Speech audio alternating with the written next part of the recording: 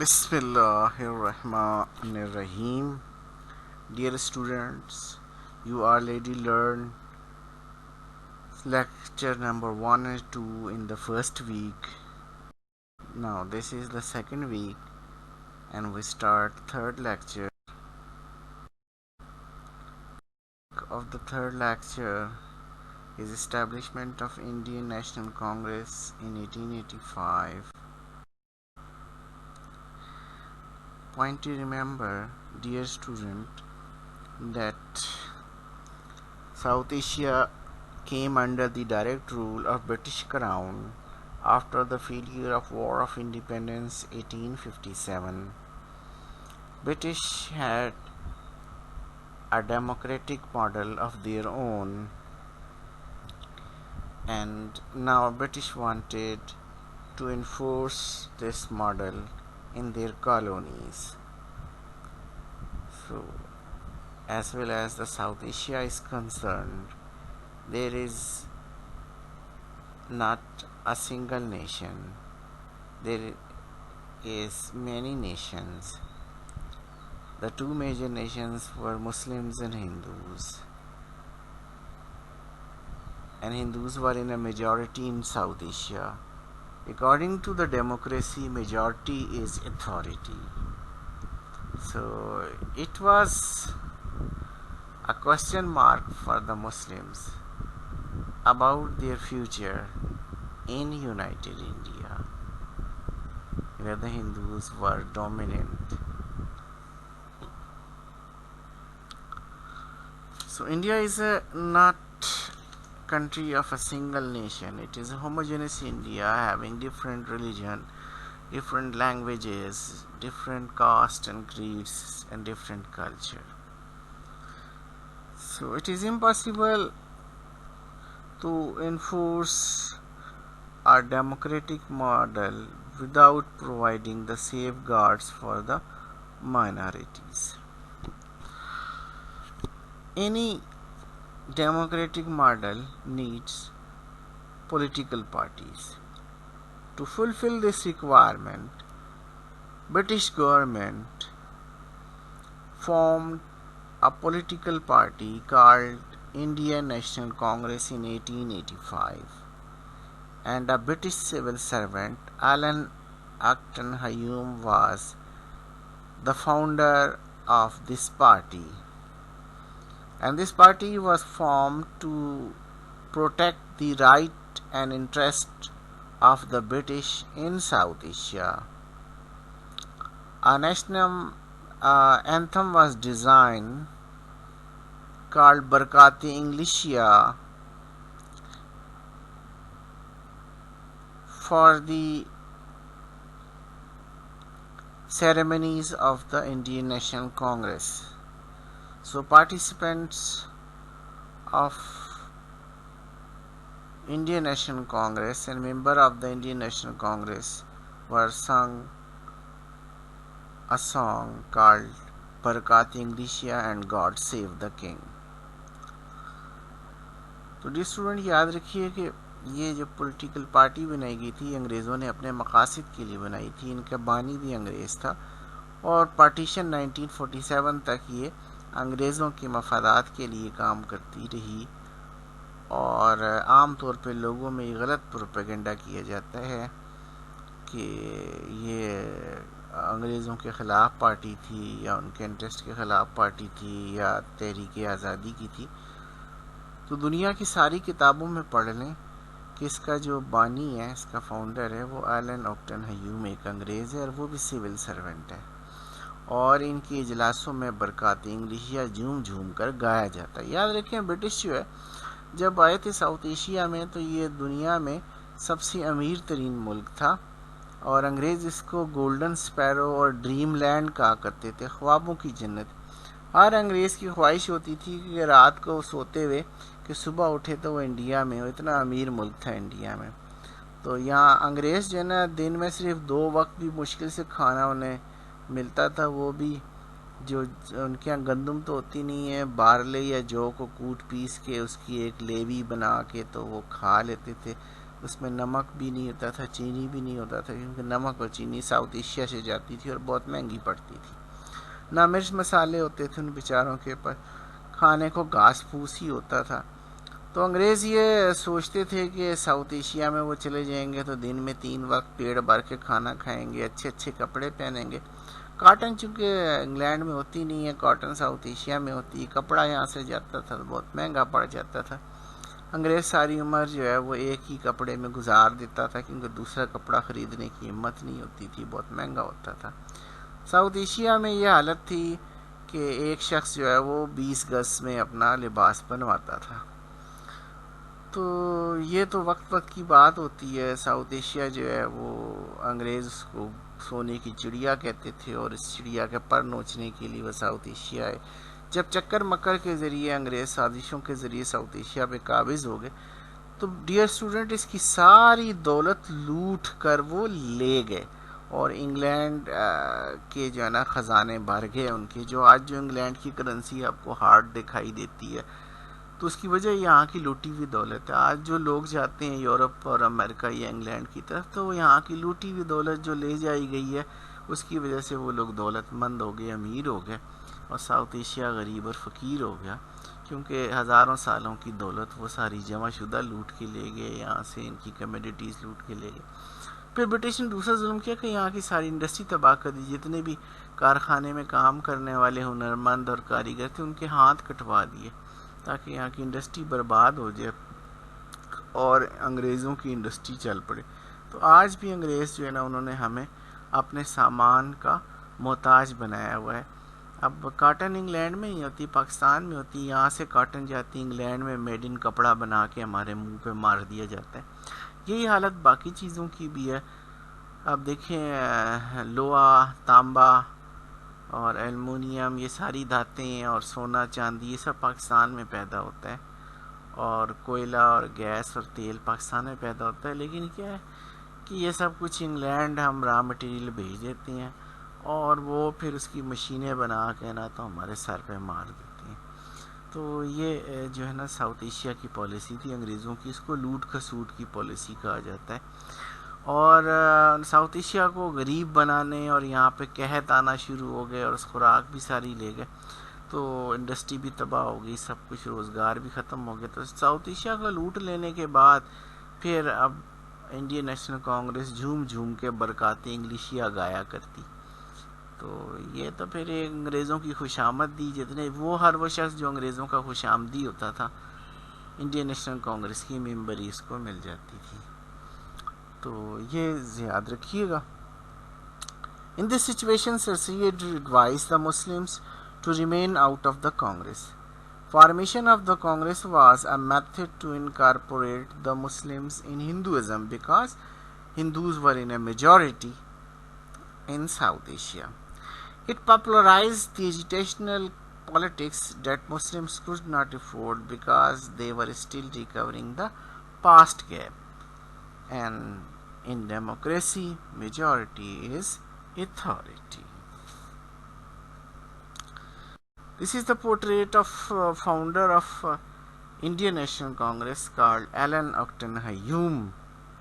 ये एक अंग्रेज सिविल सर्वेंट है। And this is a photo of the session of Indian National Congress, जिसमें बरकात इंग्लिशी और गॉड सेव द किंग झूम झूम के गाया जाता। Partition of Bengal is our next topic. 905. Before start the topic, we discuss the British policy towards the Muslim to understand the partition of Bengal. After War of Independence, British confiscated all educational institutions for Muslims. British also confiscated agricultural lands, property, shop, factories, and trade goods. Muslims were removed from government jobs. British appointed Hindus in government jobs, judiciary, and police. British only allow Hindus to establish factories. British trade agents were mostly Hindus. British only developed the areas and provided the basic necessities where Hindus were in a majority, and Muslim areas were remain backward during British rule. So point to remember this situation before the partition. In United Bengal, Hindus were in a majority in 1900 AD. The doors of the civil service were closed for Muslims in British India and opened for Hindus. British government appointed Hindus in administration, police, judiciary and educational institutions in a large number. Muslims were poor peasants, farmers and laborers in United Bengal. Hindus were factory owners, traders and landlords. Hindu administration, police, judges, trade agents, landlord and factories owners were joined hand against Muslims to exploit them in United Bengal. तो situation United Bengal में मुसलमानों की बहुत worst थी, क्योंकि 1857 की war of independence से पहले मुसलमान इस इलाके के हाकिम थे, हुक्मरान थे। अंग्रेज़ों ने उनसे हुकूमत छीनी थी, लिहाजा अंग्रेज़ों ने सबसे पहले काम ये किया कि मुसलमानों के पास से इख्तियार ख़त्म कर दिया। उनको लूट लिया गया, उनकी फैक्ट्रियाँ, उनकी तिजारत, उनकी ज़मीनें उनसे छीन ली गई। उन्हें जो है वो फ़कीर और मज़दूर बना दिया गया और उनकी जितनी भी फैक्ट्रीज़ पे कब्ज़ा किया गया वो उन्होंने हिंदुओं के हवाले कर दी कि वो इनको चलाएं। ज़मीनों के मालिक हिंदू बना दिए गए और मुसलमान आम किसान काश्तकार ठहरे। तो इन हालात में मुसलमान चक्की में पिस रहे थे, मुलाजमतों में हिंदू ही आगे थे, लिहाजा हिंदू जुडिशरी, पुलिस और हिंदू ट्रेडर्स आपस में गठजोड़ कर लेते थे, मुसलमानों को एक्सप्लॉइट करते थे। मुसलमान अगर फरियाद लेके पुलिस पे जाता तो आखिर आगे हिंदू पुलिस होती, फरियाद लेके कोर्ट में जाता आगे हिंदू जज होता, तो मुसलमान जाए तो कहाँ जाए। ये एक अजीब सी सूरत हाल थी जिसमें मुसलमान फंस गए थे ब्रिटिश इंडिया में, ख़ास तौर पे यूनाइटेड बंगाल के अंदर। Now we discuss the partition of Bengal 1905. United Bengal's area covered 1,89,000 square miles with 80 million population. The sources of communication in the province were limited due to rivers and forest. The law and order condition of the province was also worse due to insufficient police and inefficient management. Therefore, it was a need of partition of province. A lieutenant governor had problem in looking after the eastern areas. Mainly Muslims suffered because of the rotten administration by the British. In 1905, Lord Curzon decided to partition the Bengal, who was the Viceroy of India at that time. Curzon explained the reason for partition as an administrative improvement. Under the British, the province of Bengal was as large populous as contemporary France and Britain combined. तो Lord Curzon ने वजह ये बताई कि अगर आप बरतानिया France की टोटल आबादी को मिला लें तो दो मुल्कों की आबादी मिलाकर सिर्फ बंगाल की अलग एक सूबे की आबादी बनती है। तो उसने कहा कि इतना बड़ा सूबा, इतनी आबादी जिसमें कई मुल्क आ सकते हैं, तो इसको तकसीम कर दिया जाए ताकि एक गवर्नर आसानी से इसके छोटे पार्ट्स का इंतज़ाम चला सके। Lord Curzon partitioned Bengal and formed two new provinces of manageable size, East Bengal and West Bengal. So that's why after the approval of the British Viceroy Lord Curzon partitioned this Bengal in 1905. Dear student, you see this map which shows a line of partition which divide east and west. British also joined the Bihar and Odisha areas in West Bengal and formed a West Bengal province, and similar East Bengal areas were also combined with Assam and formed a East Bengal area. East Bengal consists of Dhaka, Mymensingh, Assam, Kuala Lumpur, Bogra district and Dhaka as a capital of East Bengal. East Bengal contains a population of 18 million Muslims and 12 million Hindus. So East Bengal became incidentally a Muslim majority province.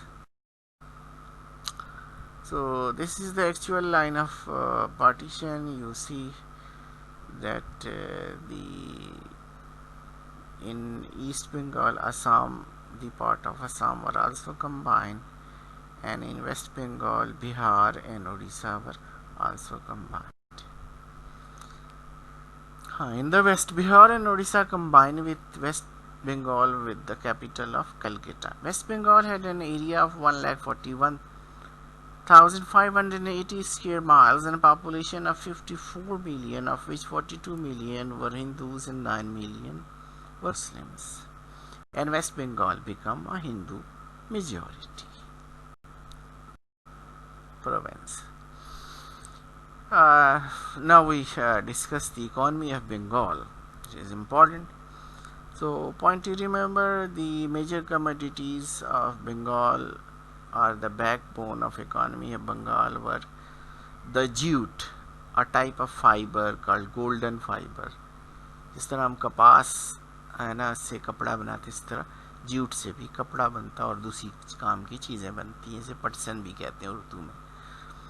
And the second important इंडियागो नील आपने देखा होगा, ये आमतौर पे कपड़ों में कलफ वगैरह में इस्तेमाल करती हैं, इसमें शाइनिंग लाने के लिए. इसके अलावा पेंट वगैरह में भी इस्तेमाल किया था. किसी ज़माने में नील का बहुत आम इस्तेमाल होता था.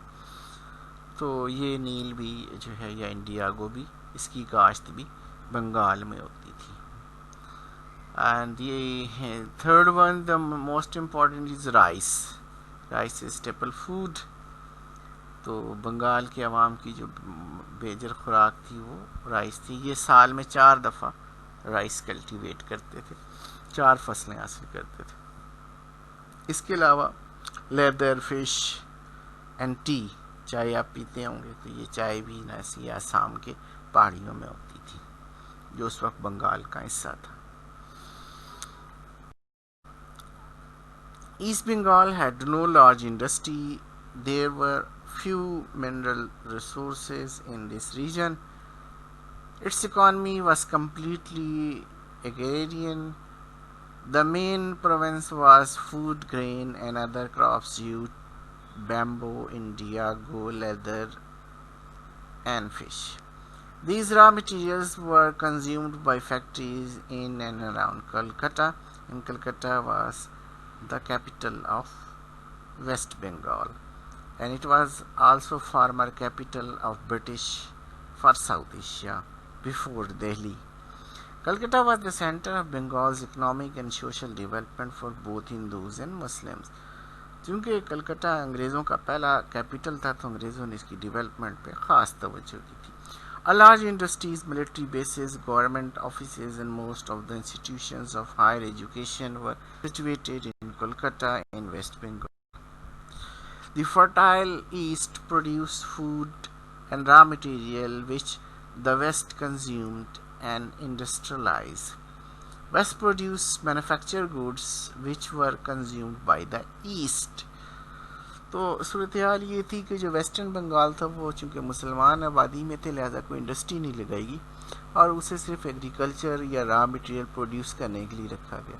जबकि तमाम कारखाने और ट्रेड एक्टिविटीज़ जो ना वेस्ट में होती थी, जहाँ हिंदू मेजॉरिटी में थे.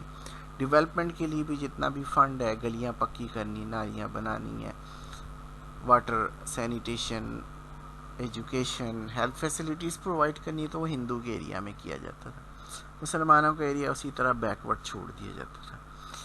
After partition, West Bengal suffered from a substantial food shortage as the fertile rice producing districts of Bengal went to the eastern half. West Bengal faced an annual food shortage of 950,000 tons. 80% of the jute producing land was in East Bengal. The best quality fiber yielding breeds of the jute were cultivated mostly in East Bengal.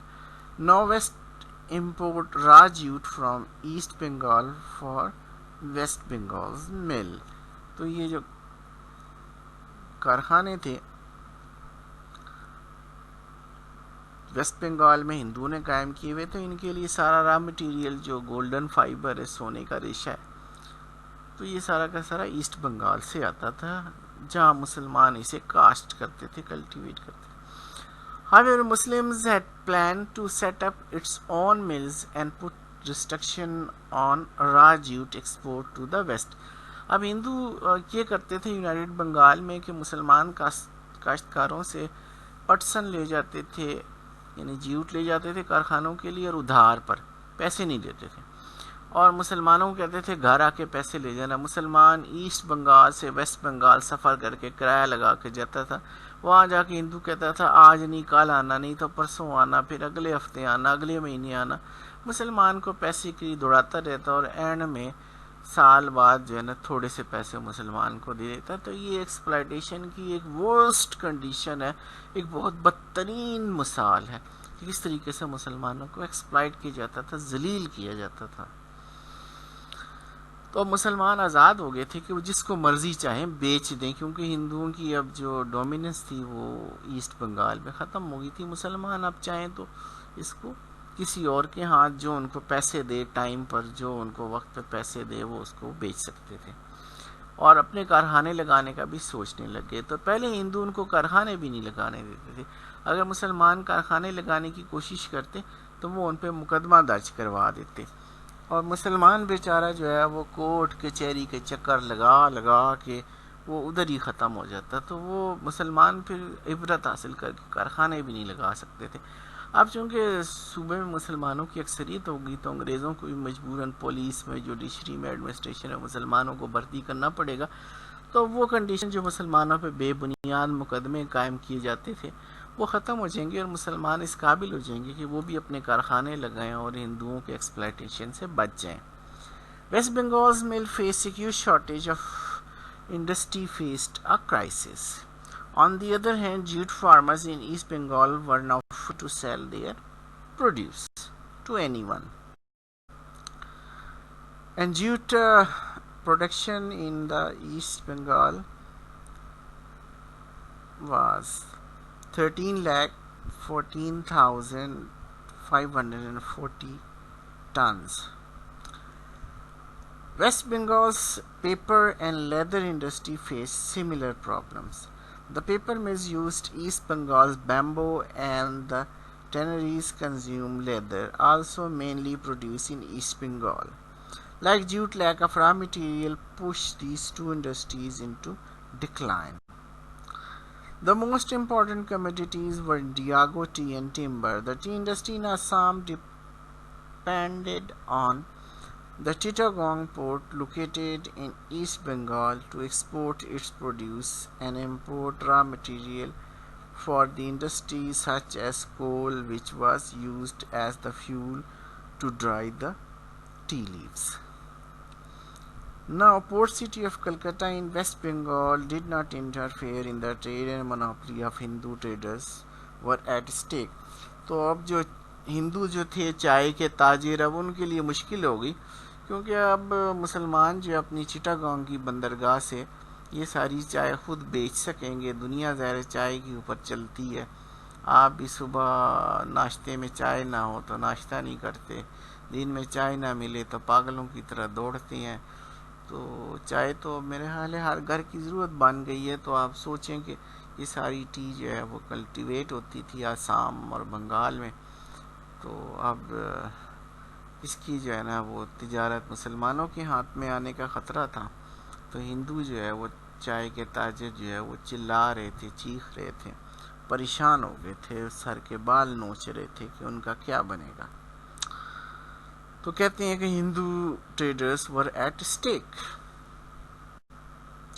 This is the portrait of Lord Curzon, who was Viceroy of India at that time, who partitioned the Bengal. Impact of the partition on Muslims. In the province of East Bengal, the Muslims would be free from Hindu dominance in economic field and Hindus' tools of exploitation. They would get opportunities of services and advancement of agriculture. The city of Dhaka, where the Muslims were in majority, was the center of Muslim culture and civilization. So now Muslims were unable to develop their own culture and civilization. In Dhaka, Muslims had a great chance of success for social and cultural advancement. The partition could result in political uplift and securing them any action from the government. अब मुसलमान अगर इकट्ठे होते हैं, कोई सियासी party भी बना लेते हैं, तो अब वो ख़तरा नहीं है मुसलमानों को जो यूनाइटेड बंगाल के अंदर था. जब हिंदू पुलिस थी, हिंदू जुडिशरी थी, ऊपर ब्रिटिशर्स थे, तो हर तरफ से दे मार सवाचार वाली पोजीशन थी. तो अब कम से कम हिंदुओं का खौफ निकल गया. अब अंग्रेज़ और मुसलमान ही आमने सामने हैं. तो अगर मुसलमान पीसफुल होंगे तो अंग्रेज़ों को कोई ज़रूरत नहीं है कि उनके साथ मसले मसाइल पैदा करें. तो मुसलमान किसी हद तक जो हिंदुओं का खौफ था, अंग्रेज़ों का खौफ था, उससे थोड़े से फ्री हो गए. The partition of Bengal relieve the Muslims from competing with the Hindus who were more advanced in every field of life by the support of British. अब मुसलमान थोड़े से अपने आप को आज़ाद महसूस कर रहे थे क्योंकि अंग्रेज़ों की सपोर्ट हमेशा हिंदुओं को हासिल होती, जिसकी बुनियाद पे वो मुसलमानों को एक्सप्लॉइट करते थे. तो मुसलमान जो है वो कम्पीट नहीं कर पाते थे अंग्रेज़ों हिंदुओं के साथ. तो मुसलमानों को भी कम्पीट करने का मौका मिल जाएगा क्योंकि उनके कम्पिटिटर वेस्ट बंगाल में रह गए और ईस्ट में मुसलमान है. यहाँ कोई फैक्ट्री थी नहीं, कारखाने थे नहीं. आप कोई कारखाना लगाएगा तो मुसलमान ही लगाएगा, उसका फ़ायदा वही हासिल. Hindu response. The Hindus did not accept the partition of Bengal as it dealt a telling blow to their monopolies and exclusive hold on economic, social, political life of the whole of Bengal. They called it as a deliberate attempt by British government.